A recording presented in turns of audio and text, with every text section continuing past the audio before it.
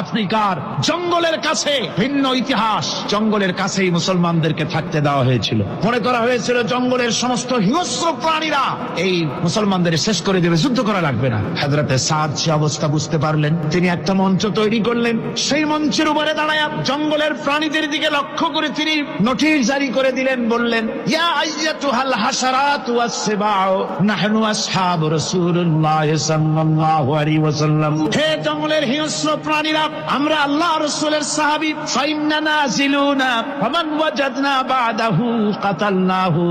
আমরা রাসূলের সাহাবী, এইখানে আল্লাহর দ্বীনকে কায়েম করার জন্য আমরা এসেছি, আল্লাহর কলেমার আওয়াজ নিয়ে আমরা এখানে রাত কাটাবো। সুতরাং এই জঙ্গলের ভিতরে হিংস্র প্রাণী যত আছো সব আমাদের এই জায়গা ছেড়ে অন্যত্র চলে যাও। আফ্রিকার জঙ্গলি মানুষেরা চিন্তা করলো, মানুষের কথা কি জঙ্গলি প্রাণীতে শোনে নাকি, পাগলে কয় কি? তারা তাকায় তাকায় দেখলো হযরতে সাদের এই ঘোষণার পরে বাঘের কাতারে বাঘ, সিংহের কাতারে সিংহ, সাপের কাতারে সাপ, যার যার ডিম আর বাচ্চাগুলি মুখে কামড়ায়া সাহাবীদের এলাকা ছেড়ে দিয়ে তারা অন্যত্র চলে গেল।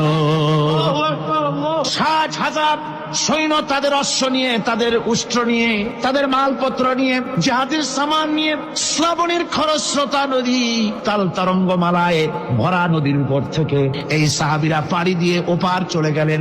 ওপার যাওয়ার পরে হযরতে সাদ বলছেন, তোমাদের কেউ কি হারায় গেছে নাকি? সবাই এদিক ওদিক তাকায় খোঁজ করে বলল, মানুষ তো দূরের কথা, একটা উট আর ঘোড়াও একটাও হারায় যায় নাই। একজন বলল, আমার একটা পেয়ালা, যে পেয়ালা আমি পানি পান করতাম, সেই পেয়ালাটা তুফানে ছিটকে কোথায় চলে গেছে, ওইটা হারায় গেছে। হযরতে সাদ বলেন, মুজাহিদের কোনো জিনিস দরিয়া নিতে পারে না, অবশ্যই তা ফেরত আসবে। এই কথা তিনি বলতেছিলেন, হঠাৎ করে দরিয়ার কিনারে একটা আওয়াজ হলো, দেখা গেল তুফানের ভিতরে সেই হারানো বাটিটা তাদের মধ্যে বেরিয়ে এসেছে। মুজাহিদদেরকে সাহায্য করেন স্বয়ং আল্লাহ রাব্বুল আলামিন।